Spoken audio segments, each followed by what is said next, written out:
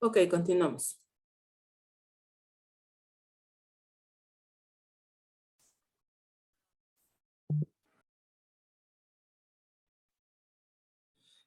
La quinta tendencia sobre productividad agrícola e innovación. Ok, como evidentemente todos los cambios anteriores que hemos platicado hasta ahorita han generado ajustes en la forma de hacer las cosas, agropecuariamente hablando, pues también las técnicas de producción agrícola han tenido que cambiar, han tenido que ajustarse a las temporadas, al clima, a las tierras o a la poca o mucha tierra de la que dispone la población en el mundo.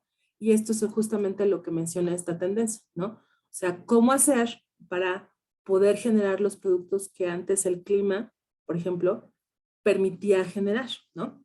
Ahora tendremos que a lo mejor, quienes estén familiarizados con el cultivo de flor, por ejemplo, pues tienen que armar sus invernaderos para que la flor, cierto tipo de flor, se dé de manera natural o por lo menos de la forma en la que se daba sin tener que crear estos invernaderos, ¿no? Entonces, estos cambios en las técnicas es justamente lo que genera o lo que es consecuencia de la innovación.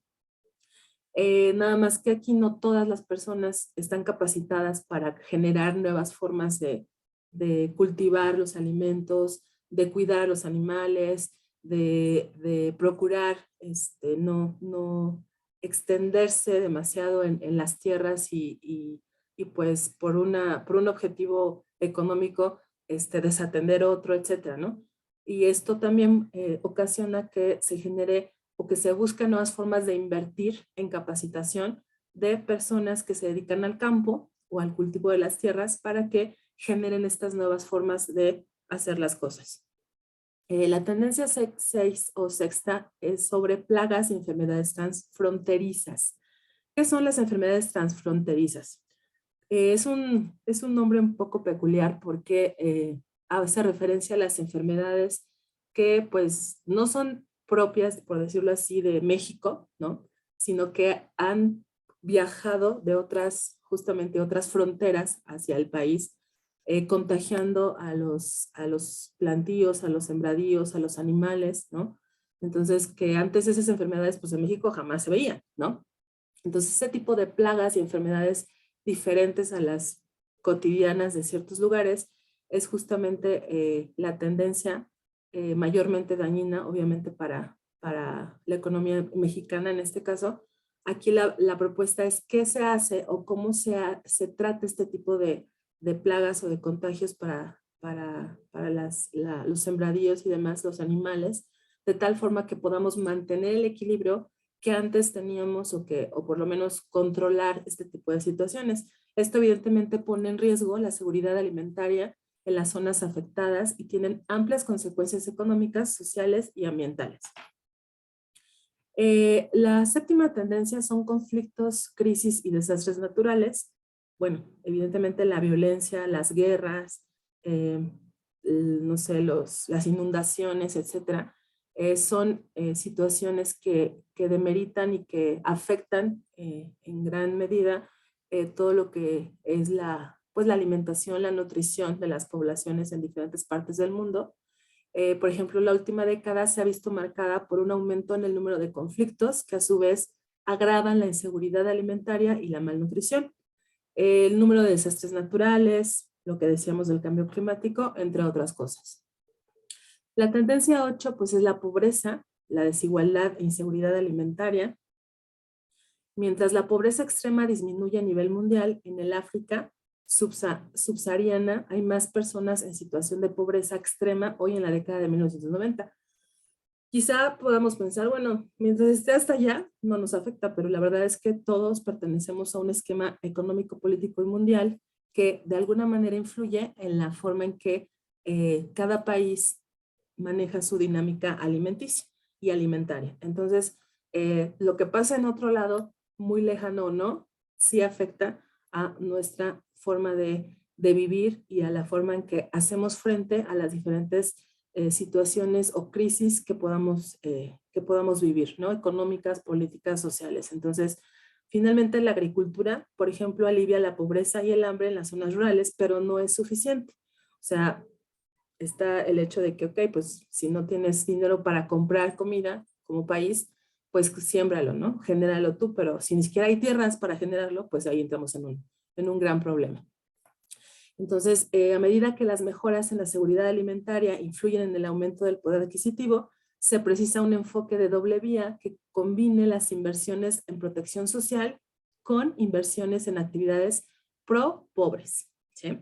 Entonces ahora pues ya no se invierte o ya la tendencia no es invertir solamente en, por ejemplo, actividades económicamente atractivas, sino en cómo podemos ayudar a las personas de cierta zona, de cierto país, de forma natural, de forma que sus actividades básicas se vean complementadas y que puedan subsistir utilizando estas actividades básicas. La tendencia número 9 es nutrición y salud. Bueno, pues aquí entran a ustedes en un rol muy importante porque pues la malnutrición es una emergencia de salud mundial, no solamente de México. La triple carga de la malnutrición, desnutrición, carencia de micronutrientes, sobrepeso y obesidad afecta a una alta proporción de la población mundial. No todos los alimentos que nutren, ya no digamos que gustan, sino que realmente nutren, es cada vez más escasa.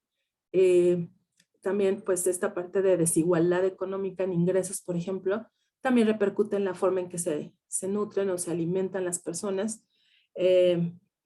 El segundo puesto en este tipo de aspectos también está ocupado por hogares cada vez más pobres, que no tienen acceso a instalaciones de almacenamiento, por ejemplo, que permita que ciertos alimentos permanezcan a largo plazo, que puedan ser comidos posteriormente, utensilios de cocina y agua potable, ni tampoco a servicios médicos o de educación. Entonces, si no les enseñamos a comer, pues es muy difícil que la nutrición prevalezca, ¿no? Además, la transición dietética se debe a un acceso mejorado a alimentos más nutritivos como la carne, los productos lácteos, las frutas y las hortalizas, pero no necesariamente en las proporciones adecuadas.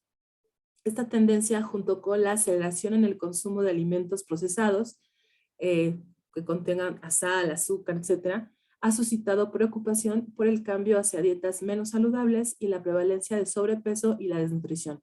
O sea, es más fácil encontrar o comprarte una bolsa de papitas que comprarte una manzana, una naranja, etcétera, ¿no? Lo que les decía, es increíble cómo es más caro vivir sano que vivir, pues, enfermo, ¿no? Finalmente, la obesidad es una enfermedad y esta ocasiona otras más graves, etcétera.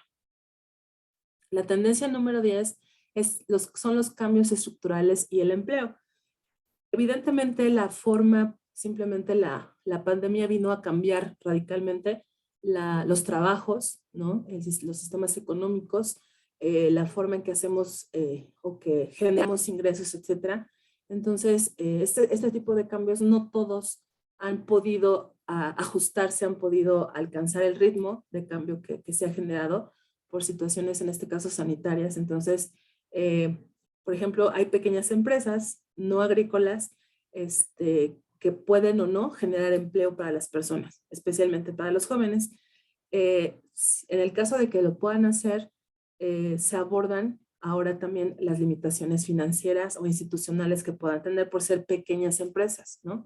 Entonces, estas pequeñas empresas prefieren contratar gente mayor o gente con experiencia que darle la oportunidad a la gente joven para que rediseñe el sistema económico y laboral que les permita crecer o expandirse. Entonces, hay 4 posibles trayectorias para la creación de empleo joven en el medio rural.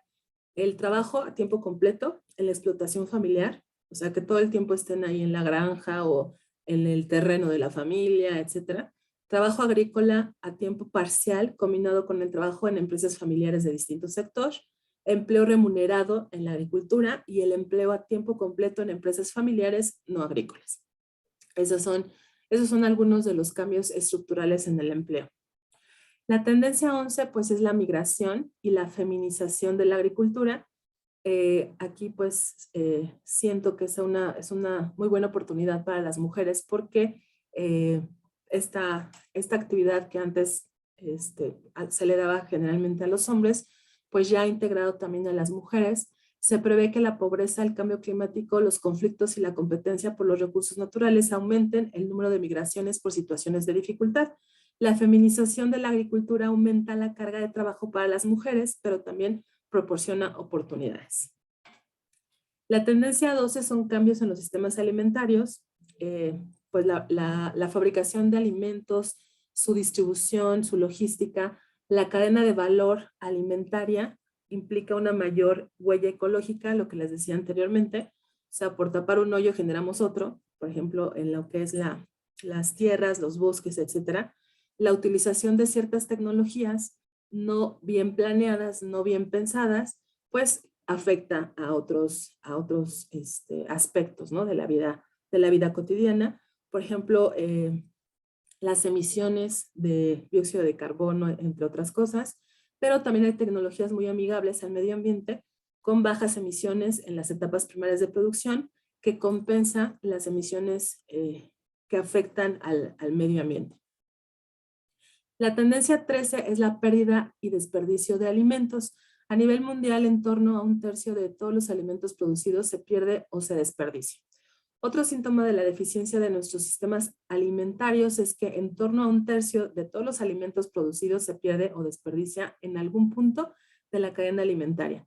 Por ejemplo, cuando tengo la oportunidad de platicar con alumnos que están estudiando gastronomía, y que ellos comparten sus experiencias en restaurantes y demás, empresas de este tipo, siempre se genera esta situación de desperdicio, hasta de los lugares más sencillos hasta los lugares más caros, ¿no? Que se dedican a la venta de platillos y demás. O sea, es un problema que no se ha sabido cómo controlar, cómo manejar. Los restaurantes, pues toda la comida que los comensales, valga la redundancia, no se comen, ¿no?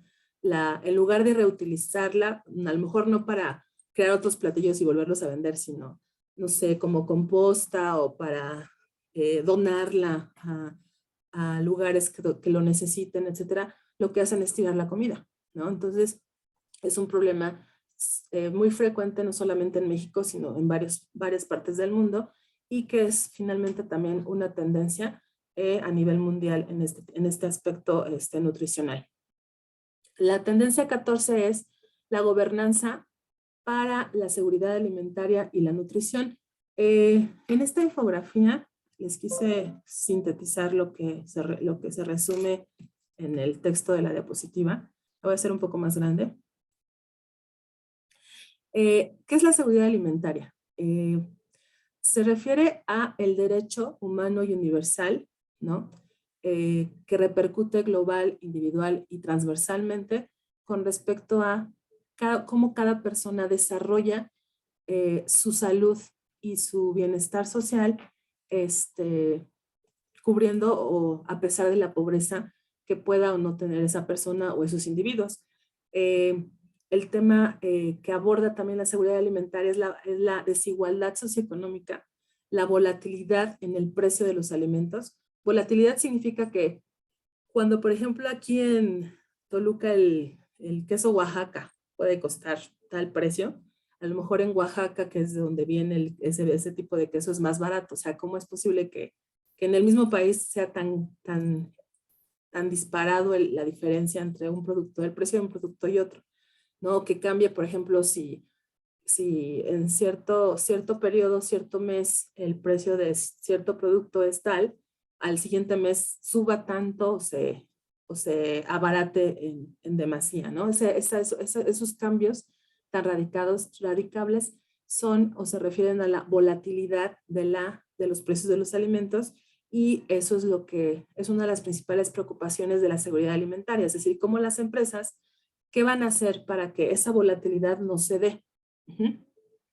Y las dimensiones de la seguridad alimenticia o alimentaria es la disponibilidad de suficientes alimentos que, además de tener la cantidad de alimentos por ofrecer o vender en cierta sociedad, también sean de calidad. que estén accesibles a estas personas y sean también utilizados adecuadamente y estables en el tiempo. Esta es su labor, esta es una gran parte de su labor como nutriólogos, y ahí justamente es cuando ustedes habrá que generar la forma en que las personas acepten el cambiar su forma de comer, de nutrirse, y que además sea una práctica pues disfrutable, ¿no? Todo eso trata la seguridad alimentaria. La 15ª tendencia es la financiación para el desarrollo. El panorama de financiación para el desarrollo está cambiando. La financiación de desarrollo es la manera más efectiva de estimular el crecimiento económico y reducir la pobreza. Este panorama está cambiando con aumentos significativos en los flujos financieros hacia los países de ingresos bajos y medianos, una creciente importancia de la financiación privada, en especial la inversión extranjera directa y los bonos, y la movilización de recursos a nivel nacional. Lo que les comentaba hace un momento, de invertir además de en grandes empresas, también en la forma, en los estilos de vida, sobre todo en sociedades que tienen un nivel de vida pues paupérrimo, un nivel de vida escaso, que necesitan pues capacitación, necesitan recursos para poder generar una independencia de los países más ricos. Esas son las referencias que utilicé en la presentación. ¿Tienen alguna pregunta? No mismo. ¿No? Ok. Entonces ahorita lo que van a empezar a hacer, les voy a publicar la presentación que acabo de compartirles para que la consideren para el examen rápido de la próxima semana, perdón, de la siguiente clase. Y también les voy a compartir la actividad que van a empezar a hacer ahorita para que aprovechen el tiempo, porque es una actividad, aparte de que es individual, pues sí amerita un poquito de más tiempo. Les comparto pantalla. ¿Ya todos ven la pantalla? Sí, Miss. Ok, en esta actividad se les solicita que después de haber prestado atención al material que vimos ahorita, realicen un ensayo de al menos 500 palabras en donde expresen su punto de vista y o postura profesional, académica y laboral con respecto al contenido de la presentación que acabo de terminar. Se les solicita que en este ensayo se incluyan 3 apartados: una sección o un apartado de introducción, un apartado de cuerpo principal o ideas principales y un apartado de conclusión o cierre.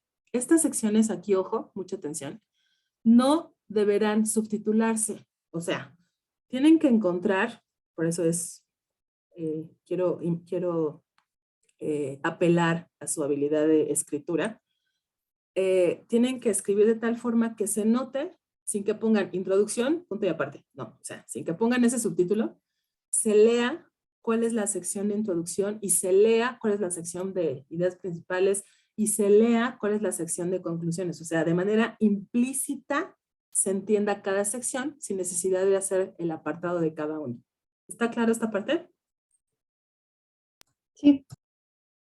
Sí, Miss. Entonces, aquí están las condiciones, las características de realización de la actividad. Además de utilizar la información de la presentación, se les pide que consulten al menos 5 referencias para que puedan enriquecer el contenido de su ensayo. Se les va a revisar sintaxis, siempre se les revisa, pero más en este tipo de tareas porque es la capacidad de escritura. Sintaxis, redacción correcta, uso correcto de letras mayúsculas, uso correcto de signos de puntuación, en general un correcto estilo escrito de acuerdo con la Real Academia de la Lengua Española. El ensayo debe ser realizado en Word o procesador de textos y luego publicado en este espacio en PDF. ¿Sale? ¿Alguna pregunta de la actividad? Sí, Miss, ¿cuántas cuartillas? 500 ¿Quieres? palabras. Ah, sí, cierto. Gracias. De nada.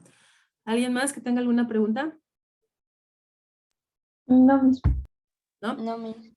Por favor, tengan mucho cuidado porque, a ver, cuando uno escribe algo, ¿sí? Un ensayo, una memoria, todo documento escrito ¿sí? Obviamente que no sea plagio. Si existe algún renglón o algún párrafo que extraigan literal de una fuente documental, una fuente documental es un libro, es una revista, es un periódico, es un documento, ¿sí? Un informe, tiene que venir con cita. Si yo detecto un renglón igualito a una fuente y no está citado, se califica toda la actividad con 0, porque es plagio. ¿Sale? Entonces, ojo ahí, abusados de no tratar de copio y pego de Google así unas palabritas, las pongo, más o menos las cambio tantito y ya, no. ¿Sí? Si yo detecto, repito, algún párrafo o algún renglón que esté exactamente igual de una fuente, ¿sí? Y no viene la cita, la tarea se cancela y se califica con 0 por plagio. ¿Está claro? Entonces yo no tengo problema si se pone ok, se puede referir a un autor, referir a una fuente, etcétera, siempre y cuando la citan. ¿Sí está claro esta parte? Sí. Sí, Miss. Por favor, tengan mucho cuidado con esto. Entonces, por favor, ya se las voy a publicar para que la empiecen a hacer. Y nada más la terminen la próxima clase. Después del examen.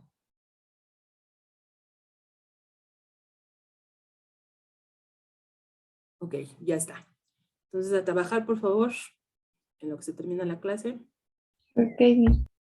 Gracias.